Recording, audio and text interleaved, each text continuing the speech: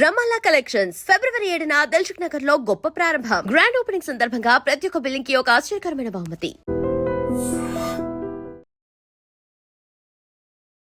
నమస్తే, welcome to I dream inside politics with Kavitha.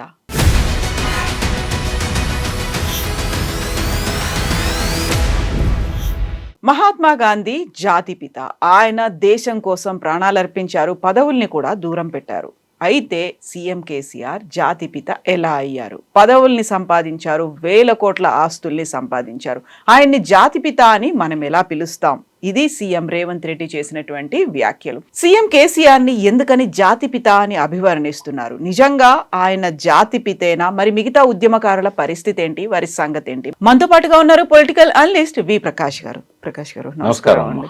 So జాతిపిత ఈ మాట అనేది ఈ మధ్య కాలంలో ఎక్కువైంది. అది కూడా ప్రధానంగా ఫోన్ ట్యాపింగ్ ఇష్యూకి సంబంధించి విచారణకు కేసీఆర్ అటెండ్ అవుతున్నారు అనుకున్నప్పుడు, సీట్ దగ్గరికి వస్తున్నారు అనుకున్నప్పుడు, మా జాతిపితకు మీరు ఎలా నోటీసులు ఇస్తారు, ఆయన ఏం నేరం చేశాడు అనే మాట. ఇప్పుడు జాతిపిత అనేది ఒక అవార్డు కాదు, అది భారతరత్న లాగా, పద్మవిభూషణ్ లాగా, పద్మశ్రీ లాగా. It's not an award. ఒక 10th క్లాస్ చదివే అమ్మాయి భారతదేశ హోంశాఖను అడిగింది, మహాత్మా గాంధీకి జాతిపిత అనే అవార్డు ఎప్పుడు ఇచ్చారు, ఏ ప్రభుత్వం ఇచ్చింది అని. ఆర్టీఐ కింద వాళ్ళ రికార్డ్స్ అన్నీ వెతికి, రికార్డ్స్లలో నాట్ అవైలబుల్ అండి, ప్రభుత్వం అవార్డు ఇచ్చినట్టుగా ఎక్కడా లేదు అని చెప్పారు. అంటే ఎట్లా అయ్యారు జాతిపిత? జాతిపిత ఇప్పుడు మహాత్మా గాంధీ ఎంత రెసిస్టెన్స్ని ఎదుర్కొన్నారంటే, దేశంలో చాలామంది స్వాతంత్ర సమరయోధులు గాంధీని ఇష్టపడలేదు. సుభాష్ చంద్రబోస్, భగత్ సింగ్ ఇట్లాంటి వాళ్ళు ఎవరు కూడా గాంధీని ఇష్టపడలేదు. ఒక ప్యారలల్ మూమెంట్ స్వతంత్ర పోరాటంలో ఎప్పుడూ కంటిన్యూ అవుతూ వచ్చింది. గాంధీని ఇష్టపడని వాళ్ళు, గాంధీని వ్యతిరేకించిన వాళ్ళు. లాస్ట్కు ఇప్పుడు ఏదైతే ఆర్ఎస్ఎస్కు అనుబంధంగా ఉండే సంస్థకు సంబంధించిన ఒక నాయకుడు నేరుగా తుపాకీ గురిపెట్టి ఆయన కాల్ చేశాడు. ఒక పక్కనేమో సమాజంలో ఎక్కువ మంది ఆయన జాతిపిత అంటున్నారు, ఇంకో పక్కనేమో ఆయన ఉనికిని కూడా ఓర్వలేక ఆర్ఎస్ఎస్లో ఉన్న ఒక ముఖ్యమైన నాయకుడు, ఒక వింగ్కి అతను నేరుగా అతన్ని కాల్ చేశాడు. అంటే మొత్తము పౌర సమాజంలో 100% ఎవరు కూడా ఆయనను ఒప్పుకున్నారని కాదు కదా. గాంధీని వ్యతిరేకత ఎప్పుడు ఉంటుంది. ఒక సెక్షన్ ఎప్పుడు అనుకూలంగా ఉంటారు, ఒక సెక్షన్ ఎప్పుడు వ్యతిరేకంగా ఉంటారు. అయినా కూడా ఆయన జాతిపితగా నిలబడ్డాడు. ఎందుకు అంటే వ్యతిరేకించే సెక్షన్ ఆయన చంపినా కూడా మెజారిటీ ప్రజలు ఆయనను జాతిపితగా అంగీకరించారు. గాంధీ తను ఎప్పుడని చెప్పాడు ఆయన రైటింగ్స్లో, నేను జాతిపితనని? లేదా నన్ను జాతిపితగా గౌరవించండి అని చెప్పాడా? జాతి ఆయనను ఒక పితలాగా, ఎందుకంటే 200 సంవత్సరాలు పోరాడినా సాధ్యం కాలేదు, గాంధీ చేతిలో విముక్తి అయిందనేది ఒక ప్రచారం జరిగింది. వాస్తవంగా గాంధీ కొంచెం ఇన్డెప్త్తో మనము స్వాతంత్ర పోరాటాన్ని చూసినట్టయితే తెలంగాణ సాధించడంలో కేసీఆర్ ఒక్కడే కాదు కదా, అందరి పాత్ర ఉంది కదా. ఎక్కడి నుంచి బీజేపీ దగ్గర నుంచి వాళ్ళందరికి సపోర్ట్ ఇస్తేనే కదా, కాంగ్రెస్ డెలివరీ చేస్తేనే కదా, అట్లనే అమరులు ప్రాణాలు అర్పిస్తేనే కదా. స్వాతంత్ర సమరయోధుడుగా గాంధీకి కూడా ఇటువంటివన్నీ ఉన్నాయి. సుభాష్ చంద్రబోస్ పోరాటం ఉంది, గుక్క తిప్పుకోలేకుండా సహాయ నిరాకరణ ఉద్యమం జరిగినప్పుడు బ్రిటిష్ వాళ్ళు ఇక్కడనే కాదు అన్ని దేశాల్లో కూడా 2వ ప్రపంచ యుద్ధానంతరం మనం బలహీనపడ్డాం, ఇంకా వీటన్నిటిని మన గుప్పిట్లో పెట్టుకుంటే లాభం లేదు. 2వ ప్రపంచ యుద్ధం కూడా ఇంపార్టెంట్ రోల్, అందులో కమ్యూనిస్టులది కూడా వాళ్ళ రోల్ వాళ్ళకు ఉంటుంది. అట్లే సైనిక తిరుగుబాటు, ఆజాద్ హింద్ ఫౌజ్ ఇవన్నీ కూడా ఉన్నాయి కదా. కాబట్టి గాంధీ ఒక్కడే స్వాతంత్రం తెచ్చాడని జాతిపిత ఇచ్చారా? అంటే ప్రజల మనస్సుల్లో కొంతమంది పట్ల ఒక చెరగని ముద్ర వేసిన నాయకులను వాళ్ళు ఏదో ఒక పేరుతో పిలుచుకుంటారు. జాతిపిత కాకపోతే గాడ్ అంటారు, అభ్యంతరం ఎందుకు? మద్రాసులో ఖుష్బుకు గుడి కట్టారు. అంటే ప్రేమ, వాళ్ళ పట్ల ఆరాధనా భావం, ఒక భక్తి అనేది ప్రజల విశ్వాసాల్లో ఉంటుంది. కాబట్టి పిలుచుకున్న వాళ్ళు పిలుచుకుంటారు, తప్పేమున్నది? ఎందుకంటే ఎవరితో గాంధీ ఆయన సారథ్యంలో విముక్తి అయింది. ఇచ్చారు ఎవరు, తెచ్చారు ఎవరు పక్కకు పెట్టండి. కేసీఆర్ అనేవాళ్ళు లేకపోతే తెలంగాణ రాకపోయేది. కాబట్టి డెఫినెట్గా ఒక సెక్షన్ ఆఫ్ పీపుల్, ఒక మెజారిటీ సెక్షన్ ఆఫ్ పీపుల్ ఆయనను జాతిపితన్నా లేకుంటే ఇంకొక పేరుతో పిలిచినా కూడా కేసీఆర్ పట్ల ఆ రకమైన ఆరాధనా భావం అనేది ఆ ప్రతి ఒక్కరిలో కూడా ఉంది. ఆయనను వ్యతిరేకించే వాళ్ళు కూడా ఆయనను ఆరాధిస్తారు. ఇప్పుడు ఆయన తీసుకొచ్చారని చెప్పినప్పుడు అందరినీ ఏకం చేసడంలో కీలకమైనటువంటి పాత్ర పోషించింది జేఏసీ. దానికి చైర్మన్గా ఉన్నటువంటి కోదండరామ్ కదా అందరినీ ఒకే ఘాటను తీసుకొచ్చారు, ఒకే వాయిస్ లాగా వినిపించారు, ఉద్యమాన్ని ముందుకు తీసుకెళ్లారు అనేటువంటి ఇప్పుడు ఎట్లుంటుందంటే మీరు అప్పటి జేఏసీ నాయకులలో కొంతమంది ఉన్నారు. జేఏసీ అనేది ఒక తెర మీదకి తెచ్చిన ఒక రూపం. నడిపింది ఎవరమ్మా? ఒక పెద్ద నాయకుని గురించి తెలంగాణ సాయుధ పోరాటంలో నాయకత్వం వహించిన ఒక వ్యక్తిని నేను అడిగా. అంటే ఆ టాప్ లీడర్స్లలో ఒకరు. ఈయన కూడా సాయుధ పోరాటంలో నాది క్రియాశీలక పాత్ర అని అంటాడు. ఆయన రోల్ ఏందని అడిగా. ఆయన చాలా వెటకారంగా, జనరల్గా ఆయన సహజ స్వభావానికి విరుద్ధంగా బండి కింద ఎండలో కుక్క నడుచుకుంటూ పోతూ ఉంటుంది, ఇది నేనే బండి నడుపుతున్నా అనుకుంటుంది అని అన్నాడు. అంటే కొన్ని సంఘాలకు, కొంతమంది వ్యక్తులకు ఆ ఉపమానం వర్తిస్తుంది. అది అప్లై చేసుకుంటే జేఏసీ చేసుకొనియండి. బట్ జేఏసీ సృష్టికర్త, కర్మ, క్రియ, ఆర్థికంగా దాన్ని ఆసరాగా ఉన్నది, దానికి కావాల్సిన జన సమీకరణ చేసింది, దానికి కావాల్సిన అన్ని రకాలుగా జవసత్వాలు ఇచ్చింది కేసీఆర్. ఎవరిని కాదంటారో రమ్మనండి డిస్కషన్కి, ముఖాముఖి తెలుసుకుందాం. జేఏసీ ఉందా వెనకాల? ఆయన లేకపోతే జేఏసీ ఉందా? కోదండరామ్ అంటే గౌరవం ఉంది, కానీ కోదండరామ్ పాత్ర అంతవరకే. ముందు నడిపించడానికి ఆయన ఉన్నాడు. ఒక స్టేజ్లో ఆయన దించే స్వామిగౌడ్ని పెట్టడానికి కూడా ప్రయత్నం జరిగింది. ఎందుకంటే ఒక మాస్టర్ గారి లాగా పాఠాలు అప్పచెప్తున్నాడు తప్ప క్రియాశీలకంగా ఉండలేడు. తర్వాత వెనకాల ఎవరు చేద్దామనుకున్నారు? అవన్నీ బయటకు వచ్చిన విషయాలు మనం చెప్పేది రహస్యం కాదు. అందరూ అనుకున్నారు జేఏసీలో. ఇప్పుడు ఆయన ఏంటంటే ఆయన ఒక డిఫరెంట్ లీడర్. యాక్చువల్గా నేను లీడర్గా కోదండరామ్ని ఎన్నడూ ఒప్పుకోను. Is not a leader. ఆయన ఒక ప్రొఫెసర్. ఆ పరిధిలోనే ఆయన ఆలోచనలు, ఆ పరిధిలోనే ఆయన అన్నీ ఉంటాయి. కోదండలో కనుక ఒక నిజమైన లీడర్ ఉంటే ఇవాళ రేవంత్ రెడ్డి కాదు ముఖ్యమంత్రి, కోదండ ముఖ్యమంత్రి. నిజంగానే జేఏసీ మొత్తాన్ని తన ఒంటి చేత్తో నడిపించాడనే నమ్మకము కార్యకర్తల్లో, ఆయన వెనుక ఫాలో అయిన వాళ్ళల్లో ఉంటే ఏ ఒక్కరు ఆయన వదిలిపెట్టేవాళ్ళు కాదు. ఆయన లీడర్ కావచ్చేమో, పొలిటీషియన్ కాకపోవచ్చు కదా. లీడరే అయ్యి ఉంటారు, పొలిటీషియన్ కాదేమో. అందరినీ కలిపి లీడ్ చేసి ముందుకెళ్లారు. ఇప్పుడు మీరు చెప్పినటువంటి ఆ కథ, ఒక సామెత ఏదైతే ఉందో అది చాలా హార్ష్గా ఉంది, హార్డ్గా ఉంది. అంటే ఉపమానాలు ఇట్లుంటాయని చెప్పాను. కొంతమంది ఇట్లా చెప్పుకుంటా ఉంటారని చెప్పాను. కోదండరామ్ చెప్పుకోలేదు కదా. గౌరవప్రదమైన వ్యక్తిగా, గౌరవప్రదమైన స్థానంలో ఉండి ఆనాటి చారిత్రక బాధ్యతను తూచా తప్పకుండా నిర్వహించిండు. ఆయన ఆ విషయంలో ఎవరికి ఎటువంటి అభ్యంతరం ఉండాల్సిన అవసరం లేదు. కోదండరామ్ గారి అనుచరుల ఆలోచనలలో చాలా మార్పు వచ్చింది. ఆయన మీద ఒత్తిడి వస్తున్నది. ఆయనను ఎన్నోసార్లు మీడియాలో అడుగుతున్నారు. ఆయన అమ్ముడుపోయే మనిషి కాదు. కోదండరామ్ అనేవాడికి ఒక గౌరవం ఉంది, ఆయనకు ఒక వ్యక్తిత్వం ఉంది. ఆయన పోలీసు నిర్బంధంలో పౌర హక్కుల నేత అని అన్నవాడిని కాల్చి చంపుతున్న రోజుల్లో కూడా వాళ్ళ ఇంటిని చిరునామాగా పెట్టాడు. ఆయన లోపల ఎటువంటి మేము అనుమానించాల్సిన అంశాలు కూడా లేవు. నేను చెప్పాను కదా. బట్ ఏంటంటే కోదండరామ్ ఎక్కడ జారిపోతాడో, కోదండరామ్ ఎక్కడ వ్యతిరేకమవుతాడో, కోదండరామ్ని ఎట్లా ప్లీజ్ చేయాలి, పొగడతలతో ముంచితే కోదండరామ్ పొంగిపోయి తన వెంట ఉంటాడని నేనైతే అనుకోను. ఆయనకు ఒక రోడ్ మ్యాప్ ఉంటుంది, ఆయనకు ఒక ఇండివిజువాలిటీ ఉంటుంది. ఇవాళ కోదండరామ్ను తన దిక్కు ఉంచుకోవాలనే తపనతోని ఈ కోణంలో ఈ డిస్కషన్ అంతా రేవంత్ రెడ్డి తీసుకొచ్చాడు. కోదండరామ్ను ఆకాశానికి ఎత్తాడు. కోదండరామ్ మీద ఖచ్చితంగా గౌరవం మాకు ఎప్పటికి ఉంటుంది. ఆయన చారిత్రక పాత్ర మీద కూడా మాకేమీ డౌట్ లేదు. కేసీఆర్ గారికి ఆయన కొన్ని మనస్పర్ధలు వచ్చి ఉంటే రావచ్చు ఆ టైంలో. బట్ కేసీఆర్ గారు ఏమీ వదిలిపెట్టలేదు కోదండరామ్ గారు లాస్ట్ చివరి నిమిషం వరకు. వాళ్ళిద్దరి మధ్య విభేదాలు ఉన్నా కూడా కంటిన్యూ చేశాడు. ఒక స్టేజ్లో ఆయన బదులు స్వామిగౌడ్ను ముందు పెడదామనే ఆలోచన కొందరు చేసినా కూడా అది సత్ఫలితాలను ఇవ్వలేదు. అది ఆ స్టేజ్ దాకా రాలేదు. But at the same time JAC Kodandaram మాత్రమే ఈ సర్వ సైన్యాన్ని నడిపించారు అని రేవంత్ రెడ్డి ఏదైతే అన్నాడో అది కాదు. ఆనాడు జేఏసీ అంటే టీఆర్ఎస్, బీజేపీ కొంత ఉన్నా కూడా సర్వ సైన్యాన్ని నడిపించడానికి అన్ని జవసత్వాలు ఇచ్చింది కేసీఆర్. కాదని ఎవరు అంటారో నా ముందు కూర్చోబెట్టాడు. ఎందుకంటే క్షుణ్ణంగా దాని గురించి నాకు తెలుసు. ఆనాడున్న నాయకులు మల్లేపల్లి లక్ష్మయ్య, స్వామి గౌడ్, దేవి ప్రసాద్, పిట్టల్ రవీందర్, శ్రీనివాస్ గౌడ్, వీళ్ళని ఎవరినైనా కూర్చోబెట్టండి. అందరు ఈ పార్టీల్లో లేరు కదా, పిలిచి కూర్చోబెట్టండి. నేను అన్నదాన్ని ఎవరైనా కాదు అని అంటే మళ్ళీ ఇంకోసారి నేను మీడియా ముందుకు రాను. కోదండరామ్ కూడా అడగండి మీరు పర్సనల్గా. మీరే అంత నడిపించారా? మీ వెనకాల కేసీఆర్ గారు బీఆర్ఎస్ టీఆర్ఎస్ పాత్ర ఉందా అని అడగండి, చెప్తారు. ఆయన ఆ రకంగా చెప్పే మనిషి కాదు. తనకే అంత ఖ్యాతి రావాలి అని చెప్పి ఆ వ్యక్తిత్వం డిఫరెంట్ వ్యక్తిత్వం కోదండరాం సార్ది. ఏదో ఇప్పుడు ఆయన బలపరిచాడు కాబట్టి, కొంతకాలం అంటి పెట్టుకోవాలి కాబట్టి ఆయనతో ఉన్నాడు. నిన్న మీరు రేవంత్ మాట్లాడేటప్పుడు కోదండరాం అరెస్ట్కి సంబంధించి పోలీసులు వాళ్ళంతటా వాళ్ళుగా ఒక డెసిషన్ తీసుకోరు, సీఎం కేసీఆర్ అప్పుడు ఉన్నటువంటి కేసీఆర్ చెప్పకుండా ఈ పని జరగదు అనేది.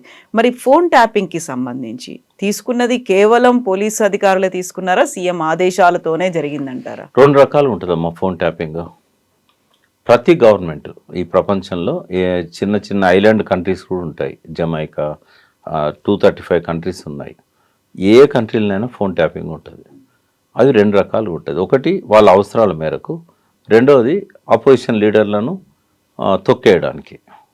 ఇక్కడ మనకున్న ఆధారాల ప్రకారంగా, సాక్ష్యాధారాలు ఏదైతే హోమ్ డిపార్ట్మెంట్ సేకరించిందో ఇప్పుడు సిట్ ముందు ఉన్నాయో వాటి ప్రకారంగా వాళ్ళు ప్రూవ్ చేయగలిగేది ఏంటంటే హోమ్ సెక్రటరీ ఏదైతే పర్మిషన్ ఇచ్చిన లిస్ట్ ఉందో ఆ లిస్ట్ వరకు మాత్రమే. ఇంకా మిగిలిన ఏ రకమైన ఫోన్ ట్యాపింగ్ల మీద కూడా ఆధారాలు లేవు. సరే జరుగుతుండొచ్చు, బట్ ప్రూవ్ అయినప్పుడు కదా.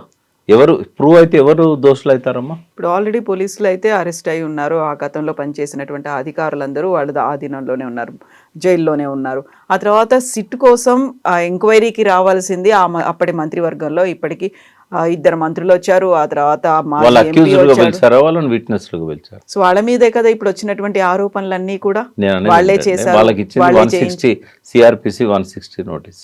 అసలు మరి ఛార్జ్ షీట్ వేసినాక 6గురిని జైల్లో పెట్టినాక ఎంక్వైరీ ఎందుకు అంటే ఇలా 2 రకాల ఎంక్వైరీస్ ఉన్నాయి. మొదటి ఎంక్వైరీ ఏంటంటే అది ఫోన్ ట్యాపింగ్, ఆ ఫోన్కి సంబంధించిన నంబర్స్, ఎంతసేపు మాట్లాడారు, ఏ టవర్ నుంచి మాట్లాడారు, ఎవరెవరితో మాట్లాడారు, అది ఓన్లీ టెలిఫోన్కి సంబంధించింది. ఇదేమో డిజిటల్కి సంబంధించింది. ఇప్పుడు ఐపీడిఆర్, ఇంటర్నెట్ ప్రోటోకాల్ డేటా, దానికి సంబంధించి రికార్డ్స్ ఐపీడిఆర్. అయితే ఫస్ట్ దానిలోనేమో ఓన్లీ ఫోన్ల వరకే. అలా వాళ్ళకు దొరికిన ఆధారాలు అవన్నీ తీసుకున్నారు. ఆ రోజుల్లో 2024 మార్చి నుంచి జూలై ఆగస్ట్ దాకా విచారణ జరిగింది. అప్పుడు ప్రభాకర్ రావు గారు దేశంలో లేరు కాబట్టి 6గురిట్లో ఆయన ఒక్కడిని తప్ప 5గురిని విచారించారు. 5గురిని జైల్లో పెట్టారు. 5గురిలో ఒక్కరు తప్ప అందరూ డిపార్ట్మెంట్ వాళ్ళే. శ్రవణ్ కుమార్ అంటే ఆయన, ఒక ఆయనే మీడియా పర్సన్ ఎవరో ఉన్నారు, మిగతా అందరు కూడా దానిలో ఉన్న వాళ్ళే. ప్రభాకర్ రావు వచ్చినాక ఆయన కూడా అరెస్ట్ చేశారు, విచారణ అయింది అన్నీ. ఇప్పుడు అయింది ఏంటంటే ఇంటర్నెట్ బేస్డ్ రికార్డ్స్ అన్నట్టు. ఆ ఇంటర్నెట్ బేస్డ్ రికార్డ్స్ ఆధారంగా చేసినప్పుడు ఐపీ కోడ్ ఇవన్నీ ఉంటాయి, దానిలో వచ్చిన ఆధారాలు ఇవన్నీ కూడా తీసుకుంటారు. అయితే క్రాస్ చెక్ చేసుకోవడానికి వాళ్ళకు దొరికిన ఆధారాలు కరెక్టా కాదా, ఆధారాలు చెక్ చేసుకోవడం. మీరు సీఎంగా ఉన్నారు కాబట్టి మీకేమన్నా తెలుసా, మీరేమన్నా చెప్పారా, ఇది మీ కేసీఆర్ గారు 4 గోడల మధ్యలో వాళ్ళకి ఏం సమాధానం చెప్పిండో మనం ఊహించలేనంత వెర్రివాళ్ళం అమాయకులం కాదు కదా. ఆయన బహిరంగంగానే చెప్పాడు కదా ప్రెస్ మీట్లో, లాస్ట్ ఎలక్షన్స్ ముందు, ఎంపీ ఎలక్షన్ల ముందు ప్రెస్ మీట్లో ఓపెన్గానే చెప్పాడు కదా తెలంగాణ భవన్లో, ముఖ్యమంత్రికి ఏం సంబంధం ఉంటుంది అని చెప్పాడు. అదే చెప్తాడు, ఇంకేం చెప్తాడు.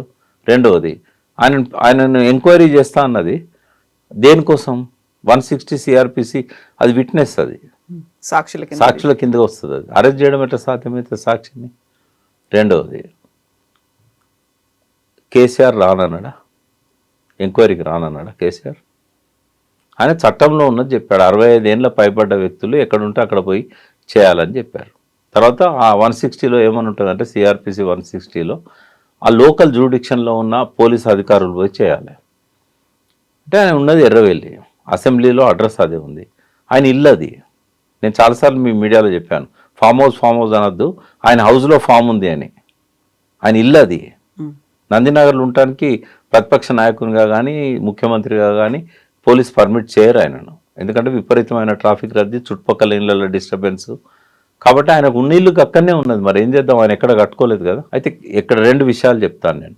కేసీఆర్ తన జాతిపిత అని ఎన్నడూ చెప్పుకోలేదు, తన పార్టీకి ఆదేశాలు ఇవ్వలేదు జాతిపితగా నన్ను చెప్పమని చెప్పి. ఒకవేళ అట్లా ఆయనకు ఆ మనసులో అది ఉంటే ఫస్ట్ నన్నే అడిగేవాడు, నన్ను జాతిపితగా ప్రొజెక్ట్ చేయాలని. జయశంకర్ సార్ను ఆయన తెలంగాణ భవన్లో ఆయన చనిపోయిన రోజు ఆ స్టార్టింగ్లో ఒక పెద్ద ఫ్లెక్సీ పెట్టారు. ఇప్పుడు కూడా మీకు విజువల్స్ దొరుకుతాయి. తెలంగాణ జాతి పిత అని చెప్పేసి జయశంకర్ సార్ను అక్కడ జాతి పిత అన్నారు.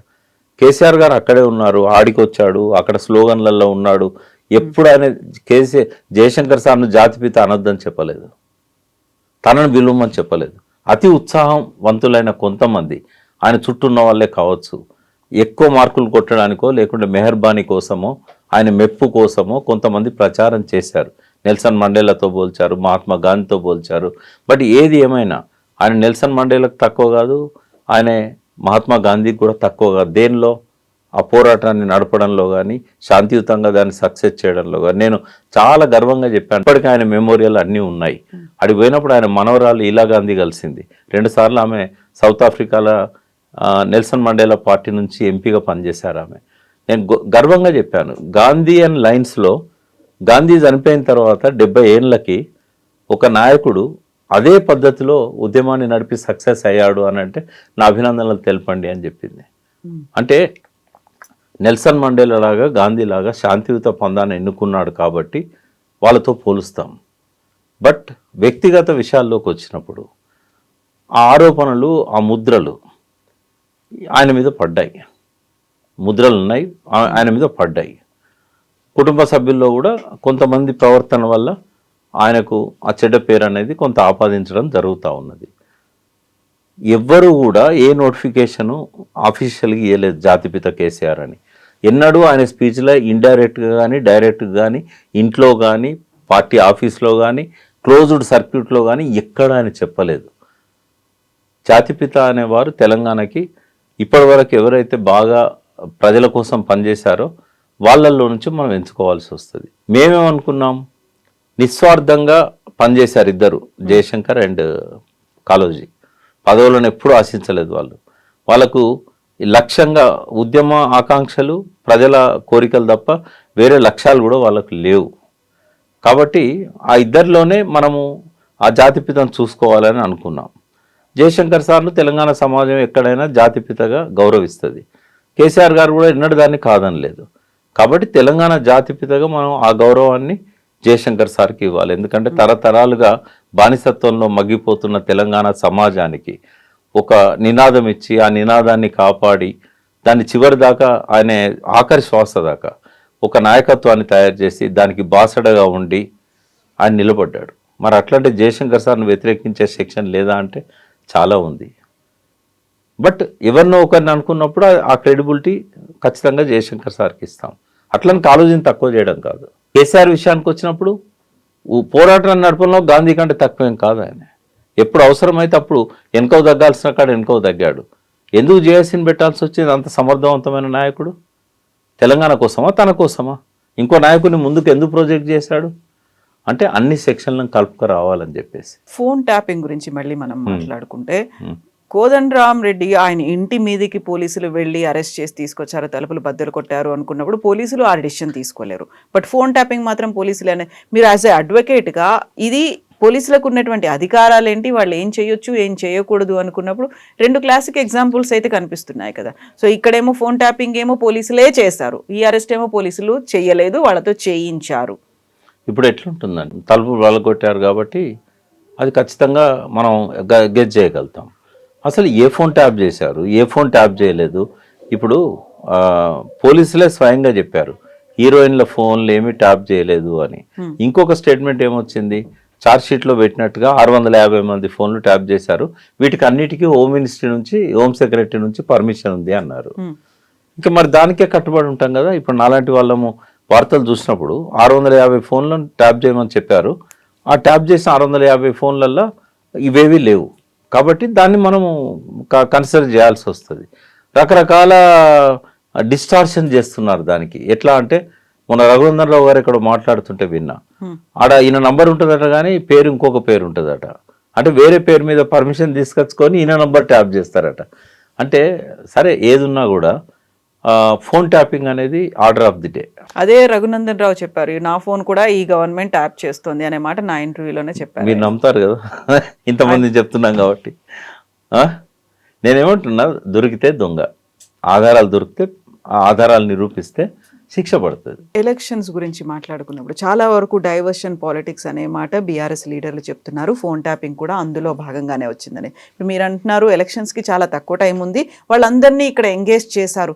నిజంగా కేసీఆర్ తప్పు చేయలేదు అనుకున్నప్పుడు, అది చాలా క్వైట్ కామన్గా పోలీసులే చేసుకుంటూ వెళ్ళిపోతారు అని అనుకున్నప్పుడు, ఎందుకని బీఆర్ఎస్ లీడర్లు అందరూ ఇక్కడికే రావాలి? వాళ్ళకు ఉన్నటువంటి పనులు ఉన్నాయి, ఎలక్షన్స్ ఉన్నాయి, నామినేషన్లు ఉన్నాయి, ప్రచారాలు ఉన్నాయి, వాటి కోసం అక్కడే ఉండొచ్చు కదా. కేసీఆర్ గారు రాసిన లేఖ మీరు చూసుంటారు. చట్ట ప్రకారంగా వాళ్ళు నా దగ్గర రావాలి, బట్ చట్టాన్ని గౌరవించి నేనే వాళ్ళు పిలిచిన దగ్గరికి వస్తున్నాను అని చెప్పాడు. ఇది జాలదా? ఆయన ఏమన్నా కేసు పెట్టద్దు అన్నాడా? నన్ను విచారించద్దు అన్నాడా? నేను పోలీసులకు విచారణకు అందుబాటులో ఉండను అన్నాడా? ఎందుకు అన్ని అభూత కల్పనల అపవాదులు ఆయన మీద వేయాలి? ఆయన అభయపడుతున్నది కేసీఆర్. అడిగేవాడు లేడు కదా అని చెప్పి ఇష్టం వచ్చినట్టుగా. బీఆర్ఎస్ సంగతి కూడా నేను చెప్తాను. బీఆర్ఎస్ విషయంలో ఏంటంటే, ఒక మహానాయకుని మీద ఇట్లాంటి అంటే నీచపు ఎత్తుగడలు, నీచపు కుట్రలు జరిగినప్పుడు ఆ పార్టీ స్పందిస్తుంది, ఆ పార్టీ అండగా ఉంటుంది, ఆ పార్టీ ప్రొటెస్ట్ చేస్తుంది. ఎంక్వైరీ చేసుకోమనండి, ఎవరైనా ఇంట్రెస్ట్ ఉంటే డిగ్గింగ్ చేసి రీసెర్చ్ చేసుకోమనండి. ఆ అరుదైన క్షణాన్ని కేసీఆర్ ప్రజలు కాంగ్రెస్కు గెలిపించారు, అవకాశం ఇచ్చారు. ఉండనేయండి, 5 ఏళ్ళు ప్రతిపక్షంలో ఉంటా అని చెప్పి ఆయన ఈల్డ్ కాలేదు ఆ డిమాండ్కి. ఎంతసేపు అమ్మా, ఎంత తేడా ఉంది? అధికారానికి కేసీఆర్కి ఎంత తేడా ఉండదు? 21 సీట్లు, 21 సీట్లు. అందులోకెళ్ళి 11 మందిని తెచ్చుకోలేనంత అశక్తుడా కేసీఆర్? ఈ పార్టీలకి వెళ్ళి పోయినోళ్ళే ఉన్నారు కదా, అందులో 10-12 మంది ఎమ్మెల్యేలు. అందులో ముఠా కుమ్ములాటలు లేవా? ఇప్పుడు ఎందుకని వాళ్ళు డైవర్ట్ చేస్తున్నారు అనుకున్నప్పుడు, వీళ్ళు ఎందుకని నిజంగా డైవర్ట్ అయిపోతున్నారు? తప్పు జరగలేదు, అక్కడ ఏం చేయలేదు అని. డైవర్ట్ అవ్వడం కాదు. ఇక్కడ ఏమైందంటే, ఆయనను ప్రొటెక్ట్ చేసుకోవాలి, ఆయన ఇమేజ్ని ప్రొటెక్ట్ చేయాలి. ఆయనను ఒక నీచునిగా, దోషిగా చూపెట్టే ప్రయత్నం చేసినప్పుడు ఆ నీచపు ఎత్తుగడలను కౌంటర్ చేయాలి. ఒక పార్టీకి, ఒక నాయకత్వానికి అది అవసరంగా ఉంటుంది. అట్లని చెప్పి వాళ్ళు ఫీల్డ్ వదిలిపెట్టి మొత్తం ఇక్కడే లేరు. బట్ వాళ్ళ నియోజకవర్గాలలో వాళ్ళ ఇన్ఛార్జీలతోని వాళ్ళు అందుబాటులో ఉన్నారు, వాళ్ళు మాట్లాడుకుంటున్నారు. ఇవాళ బీఫామ్స్ లాస్ట్ ఇంకో గంట అయితే ఈ సమయానికి కూడా వాళ్ళంతా ఫీల్డ్ మీదనే ఉన్నారు. మీడియా అంతా ఆ రోజు ఎక్కడున్నదమ్మా? పత్రికలన్నీ ఎక్కడున్నాయి? తెల్లారు లేస్తే హెడ్డింగ్లన్నీ ఏంటి? చేసండి. Thank you so much. Thank you. And for more videos, please subscribe to iDream. Please subscribe to iDream. Please subscribe iDream. And please subscribe to iDream. For more videos, subscribe to iDream. please like, share and subscribe to the channel. Congratulations, iDream. Subscribe to iDream. Subscribe to iDream. So subscribe to iDream Media. iDream ki iDream team andarki huge congratulations. Please subscribe iDream Media. Please subscribe to iDream. Subscribe iDream. Please subscribe to iDream. iDream అంటే నా కళల ఛానల్ను subscribe చేసుకున్న నోరు తిరుగుతలేదు, మీరైతే గంట గుర్తు కొట్టండి. For more such videos, please subscribe to iDream. Subscribe to iDream. Please subscribe to iDream. Please subscribe iDream Media. Please do subscribe to iDream. Please subscribe to iDream Media. For best entertainment and information, please subscribe iDream. And don't forget to subscribe to iDream.